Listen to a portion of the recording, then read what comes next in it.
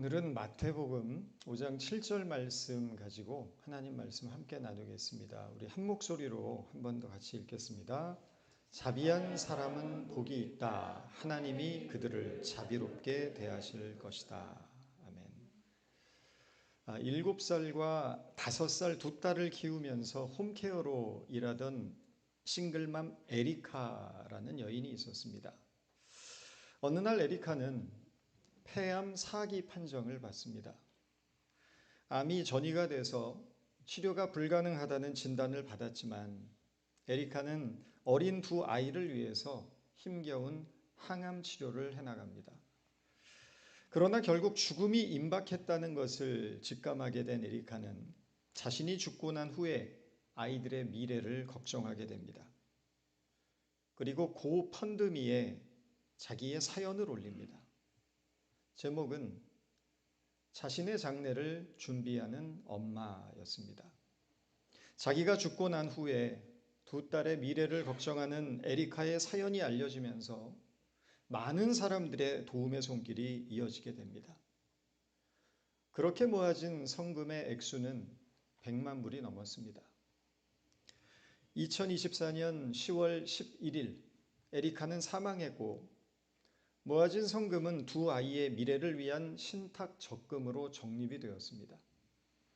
어린 자녀를 두고 눈을 감아야 했던 엄마의 아픈 심정과 엄마를 잃고 이 험한 세상을 살아야 될 두 아이에 대한 안타까움이 사람들의 마음을 움직인 것입니다. 사람들은 불쌍한 이웃을 보면 돕고 싶은 마음이 생깁니다. 특별히 어렵고 힘든 상황에서도 희망을 잃지 않고 노력하는 사람들을 보면 더 도와주고 싶은 마음이 들기도 합니다. 이런 마음을 우리는 동정심이라고 합니다. 동정심의 의미는 남의 어려운 처지를 안타깝게 여기는 마음입니다. 그렇다면 이런 마음을 성경에서는 뭐라고 말할까요? 자비심입니다. 불쌍히 여기는 마음. 다른 사람의 아픔을 함께 아파하는 마음입니다. 복음서에 보면 예수님께서는 가난하고 병든 사람들에게 자비심을 가지셨습니다. 예수님은 상처와 아픔을 안고 살아가는 사람들을 불쌍히 여기셨고 기꺼이 그들의 친구가 되어주셨습니다. 심지어는 나는 자비를 원하고 제사를 원하지 않는다고까지 하셨습니다. 이웃을 불쌍히 여기는 마음을 갖는 일이 얼마나 중요한 것인지를 강조하고 계신 것입니다. 그런데 어떤 분들은 이 말의 의미를 오해하시는 분도 계십니다. 예수님께서 자비를 원하고 제사를 원치 않는다고 하셨으니까 예배 드리는 것보다 불쌍한 사람 돕는 것을 하나님이 더 좋아하시지 않을까라고 생각을 합니다. 이 말씀은 그런 뜻이 아니라 예배가 중요하지 않다는 것이 아니라 자비심을 잃어버린 마음을 가지고 예배를 드리는 것은 하나님이 기뻐 받으시지 않으신다는 뜻입니다. 자비심은 예배자가 품어야 할 가장 중요한 마음이기 때문입니다. 그런데 여기서 한 가지 의문이 생깁니다. 과연 예수님께서 말씀하시는 자비라는 것이 우리가 생각하는 동정심의 성경적인 표현이냐라는 것입니다. 남의 어려운 처지를 안타깝게 여기는 마음, 다른 사람의 아픔을 함께 아파하는 마음, 가난하고 병든 사람들을 불쌍히 여기는 마음으로 오늘 본문에서 예수님께서 말씀하셨던 자비의 의미를 이해하면 되겠느냐는 것입니다. 그러나 팔복에서 예수께서 말씀하시는 자비는 단순히 동정심을 뜻하는 것이 아닙니다. 자비의 핵심에는 용서가 있습니다. 예수님께서 이 땅에 왜 오셨습니까? 십자가가 아니면 다른 길이 없기 때문입니다. 십자가에서 피 흘려 죽으시는 그 대속의 은혜가 아니고서는 인간 스스로가 자기의 처지를 개선하거나 문제를 해결할 수 있는 능력이 전혀 없었기 때문입니다.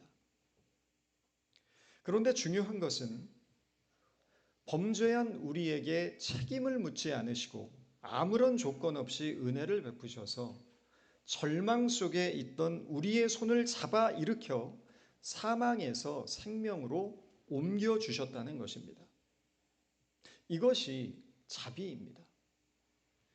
하나님 앞에 스스로 범죄해서 절망한 상태에 놓여 있는 인간을 불쌍히 여기시고 우리가 저지른 죄와 허물에 대해서는 아무런 책임도 묻지 않으시고 조건 없는 용서를 베푸셨던 것이 자비라는 것입니다. 요즘 한국 사회는 검찰 때문에 대단히 시끄럽습니다. 그동안 무소불위의 권력을 휘둘렀던 검찰에 대한 비판이 매섭습니다. 검사는 정의로운 줄 알았는데 알고 보니 정치적인 이해 득실에 따라 움직이는 사냥개에 불과했다는 것에 대해서 국민들의 실망과 분노가 터져 나온 것입니다. 검사가 누구입니까? 검사란 죄를 꼼꼼하게 묻는 사람입니다. 털어서 먼지 안 나는 사람이 없다고 검사에게 불려가면 없던 죄도 생기고 평범하게 살던 사람도 하루아침에 죄인이 됩니다. 그런데 어떤 사람들은 예수님께서 이 땅에 검사로 오셨다고 생각을 합니다. 우리를 정죄하고 심판하고 형벌을 내리기 위해 오셨다고 생각합니다. 그러나 예수님은 이 땅에 검사로 오신 것이 아니라 변호사로 오셨습니다. 우리의 죄를 꼬치꼬치 따져 묻는 것이 아니라 오히려 변호해 주시고 그 죄를 사면받게 해주시는 분입니다. 만약 우리가 예수님 앞에 불려가서 우리의 죄에 대해 탈탈 털린다면 우리 중 구원받을 수 있는 사람은 아무도 없을 것입니다. 그런데 예수님은 우리를 불쌍히 여기심으로 말미암아 저와 여러분을 아무런 대가 없이 용서해 주시고 구원의 백성이 되게 하셨습니다. 문제는 이제부터입니다.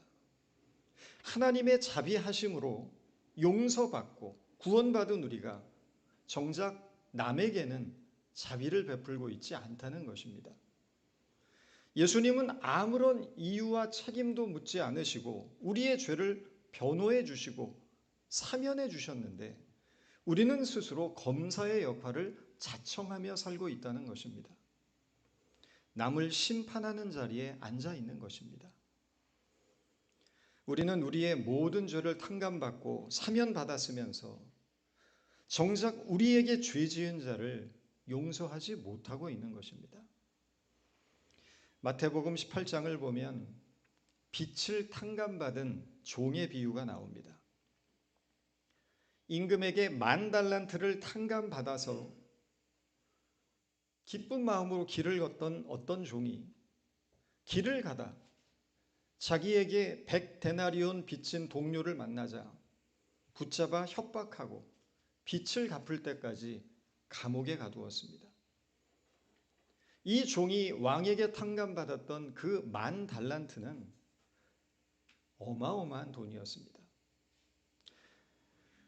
당시 노동자의 하루 임금이 1데나리온이었다고 합니다. 1달란트는 6,000데나리온, 즉 노동자가 20년을 벌어야 모을 수 있는 돈입니다.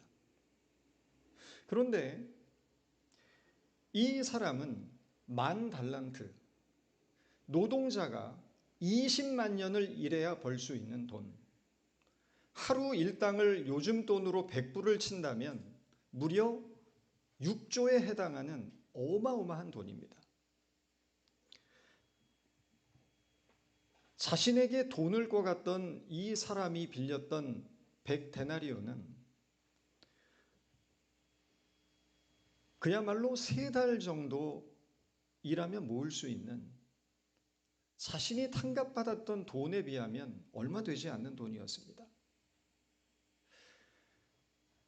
이 소식을 들은 임금은 분노했습니다. 그래서 그 종을 다시 붙잡아들여 이렇게 말합니다. 이 악한 종아, 내가 애원하기에 나는 너에게 그 빚을 다 없애주었다. 내가 너를 불쌍히 여긴 것처럼 너도 내 동료를 불쌍히 여겼어야 할 것 아니냐. 그리고 그 종이 빚진 돈을 다 갚을 때까지 감옥에 가두게 하였습니다. 제가 아는 김모 씨의 이야기입니다. 김모 씨는 관광비자로 미국에 와서 오랜 세월 불법 체류 신분으로 고생을 하다가 빌 클린턴 대통령 당시에 있었던 245I 특례 조항에 의해서 구제를 받았던 분입니다. 당시 불법 체류 신분이었던 많은 한인들이 구제를 받았지만 영주권 스폰서를 해줄 사람을 찾지 못한 분들은 이 좋은 기회를 놓치고 말았습니다. 그때 스폰서를 해주겠다면서 접근한 브로커들에게 돈만 뜯기고 사기를 당한 경우가 얼마나 많았는지 모릅니다. 김모 씨는 참 럭키하게도 자신이 일하던 식당 주인이 아무런 조건 없이 스폰서를 해줬고 결국 벌금과 세금을 내고 영주권을 취득했습니다. 그런데 그 이후 들려온 소식은 대단히 끔찍했습니다. 김모 씨가 식당을 오픈하고 불법 체류 신분의 직원들을 고용해서 영주권 스폰서를 해준다면서 돈만 수만 불씩 챙기고 결국 가게 문을 닫아버리고 잠적해버린 것입니다. 피해자가 한둘이 아니었습니다. 그 피해자들은 피눈물을 흘렸습니다. 김모 씨는 자신이 받았던 은혜를 원수로 갚았던 것입니다. 살면서 보니까 은혜를 원수로 갚는 사람들이 꽤나 많습니다. 우리는 길 가던 사람, 낯선 사람에게 배신감을 느끼지 않습니다. 배신감이란 것은 가장 가깝고 가장 믿었고 사랑했고 신뢰했던 사람들에게 느끼는 감정입니다. 그런 사람에게 뒤통수를 맞으면 그때 우리가 느끼는 배신감은 이루 말할 수 없는 고통을 줍니다. 믿었던 사람의 배신 때문에 상처와 분노와 절망을 경험해 보지 않은 분들은 아마도 별로 없으실 겁니다. 예수님의 용서와 자비를 경험하고도 우리가 이웃과 형제에게 자비를 베풀지 못하면 우리도 예수님의 은혜를 원수로 갚는 것과 사실 별반 다르지 않습니다. 이웃을 불쌍히 여기며 자비를 베풀 수 있는 사람은 하나님의 용서가 나에게 임하기 전에 내가 얼마나 절망적인 상태에 놓여 있었는지 제대로 깨달은 자입니다. 자비를 베푼다는 것은 나는 나 자신에 대한 의로움이나 자부심을 가질 만한 그 어떤 근거도 없는 자임을 인식한 결과이고 나는 그 누구도 심판할 자리에 서 있지 않다는 사실을 뼈저리게 깨달은 사람입니다. 그러므로 내가 누군가에게 용서와 자비를 베푼다는 것은 나 자신이 하나님의 용서와 자비가 필요한 존재임을 자각한 결과라는 뜻입니다. 사람들은 늘 내가 남보다 낫다고 생각하면서 살아갑니다. 그래서 문제는 항상 남에게 있다고 생각합니다. 과연 그렇습니까? 따지고 보면 사람은 다 거기서 거기입니다. 조금 더 못된 사람이 있고 조금 덜 못된 사람이 있을 뿐이지 인간은 본질상 누구나 다 못됐습니다. 인간은 악하고 부패한 존재입니다. 그 인간의 깊은 본질을 깨달아야 합니다. 어쩌면 사람이 그럴 수 있어 라고 분노할 필요도 없습니다. 원래 인간이 그렇기 때문에 그럴 수 있는 겁니다. 짐승만도 못한 것이 인간이라고 말들 합니다. 동물을 연구하는 학자의 이야기를 들어보면 아무리 사나운 짐승들도 같은 종끼리 싸울 때는 치명적인 상처를 입히지 않는다고 합니다. 그런데 사람은 어떻습니까? 인간은 치명적이다 못해서 그보다 더 끔찍한 짓도 벌입니다. 죽은 사람의 무덤을 파헤쳐서 시체에 채찍질을 하고 토막을 내는 것은 인간만이 하는 짓입니다. 바로 그 인간이 저와 여러분입니다. 그러므로 우리는 그 누구에 대해서도 손가락질할 수 없습니다. 여러분, 손가락을 이렇게 한번 해보십시오. 세 손가락은 누구를 향하고 있습니까? 나를 향하고 있습니다. 그 사람이 저지른 죄는 나에게도 있다는 뜻입니다. 그 인간이 나에게 못되게 굴고 나를 거슬리게 하고 나에게 나쁘게 했던 모든 그것들이 나에게도 있다는 것입니다. 우리는 신앙이라는 이름을 가지고 삽니다. 이 신앙이라는 이름을 가지고 때로는 의롭기도 하고 경건하기도 하고 겸손하기도 합니다. 그러나 내가 누군가를 분명 도와주고 섬겨주고 그렇게 잘해줬는데 그 고마움을 알아주지도 않고 그에 대한 합당한 보상이 없다면 우리는 참지 못합니다.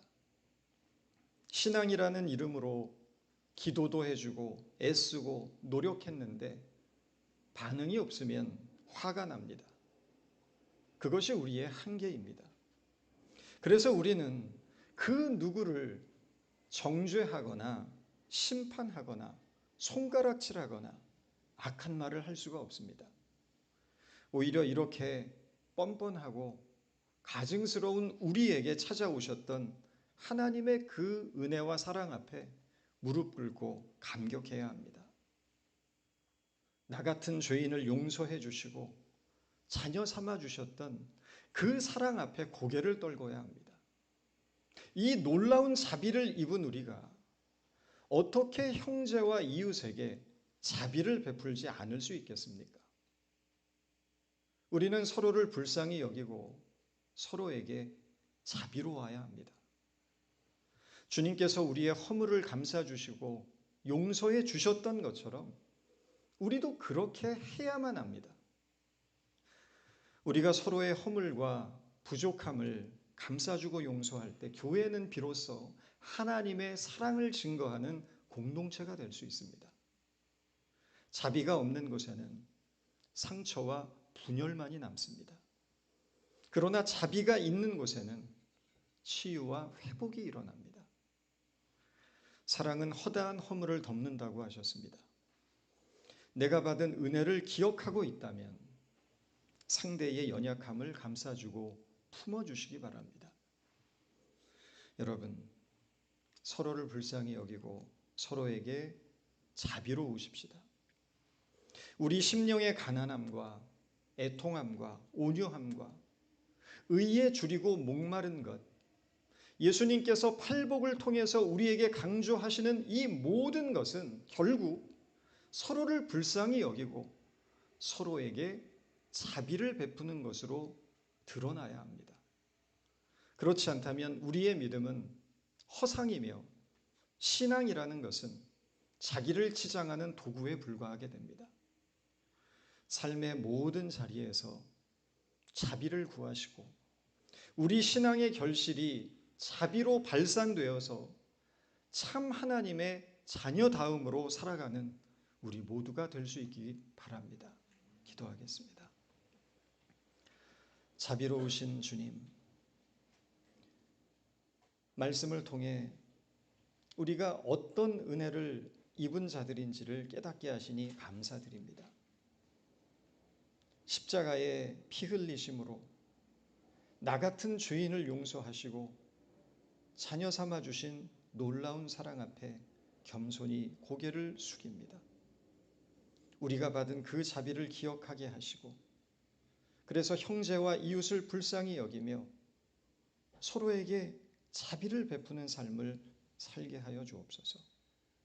서로의 허물을 정죄하기보다 감싸게 하시고 우리의 상처 속에서도 저를 용서하는 마음이 있게 하시며 나를 향한 주님의 자비가 이 세상 속으로 우리의 이웃과 가정 속으로 흘러가게 하여 주옵소서. 예수님의 이름으로 기도드렸습니다.